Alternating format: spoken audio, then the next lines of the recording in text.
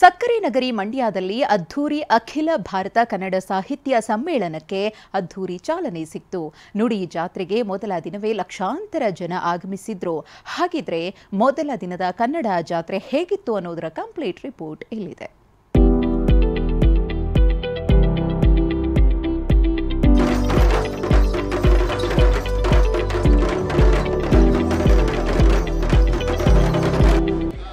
ಕಣ್ಣಾಡಿಸಿದ ಕಡೆಯೆಲ್ಲ ಕನ್ನಡ ಕಲರವ, ಹೆಗಲ ಮೇಲೆ ಕೆಂಪು ಹಳದಿ ಬಣ್ಣದ ಶಾಲು, ಎಲ್ಲೆಲ್ಲೂ ಕನ್ನಡದ ಕಂಪು, ಸಾಹಿತಿ ಕವಿಗಳ ದಂಡು.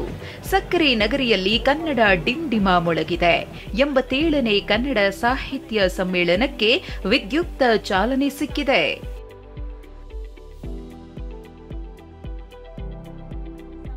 ಸಕ್ಕರೆ ನಗರಿ ಮಂಡ್ಯದಲ್ಲಿ ಇವತ್ತು 87ನೇ ಅಖಿಲ ಭಾರತ ಕನ್ನಡ ಸಾಹಿತ್ಯ ಸಮ್ಮೇಳನಕ್ಕೆ ವಿದ್ಯುಕ್ತ ಚಾಲನೆ ಸಿಕ್ತು.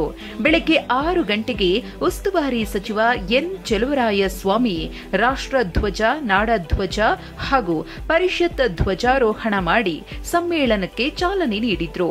ಬಳಿಕ ವಿಶ್ವೇಶ್ವರಯ್ಯ ಪ್ರತಿಮೆ ಮುಂಭಾಗದಿಂದ ಮೈಸೂರು ಬೆಂಗಳೂರು ಹೆದ್ದಾರಿಯ ಮೂಲಕ 6 ಕಿಲೋಮೀಟರ್ ದೂರ ಜಾನಪದ ಕಲಾ ತಂಡಗಳೊಂದಿಗೆ ಸಾಹಿತ್ಯ ಸಮ್ಮೇಳನ ಅಧ್ಯಕ್ಷ ಡಾಕ್ಟರ್ ಗೋರು ಚನ್ನಬಸಪ್ಪ ಅವರನ್ನ ಕರೆತರಲಾಯಿತು.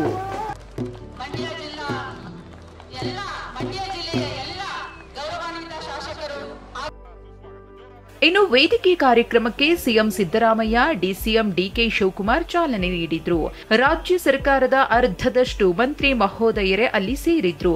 ಉದ್ಘಾಟನೆ ಬಳಿಕ ಮಾತನಾಡಿದ ಸಮ್ಮೇಳನದ ಅಧ್ಯಕ್ಷ ಗೋರು ಚನ್ನಬಸಪ್ಪ ತಮ್ಮ ಹಳೆಯ ದಿನಗಳನ್ನ ನೆನಪಿಸಿಕೊಂಡ್ರು. ಅಲ್ಲದೆ ಈ ವಯಸ್ಸಿಗೆ ಅಧ್ಯಕ್ಷ ಸ್ಥಾನ ನೀಡಿದ್ದಕ್ಕೆ ಸರ್ಕಾರಕ್ಕೆ ಧನ್ಯವಾದ ತಿಳಿಸುತ್ತಾ ಭಾವುಕರಾದ್ರು.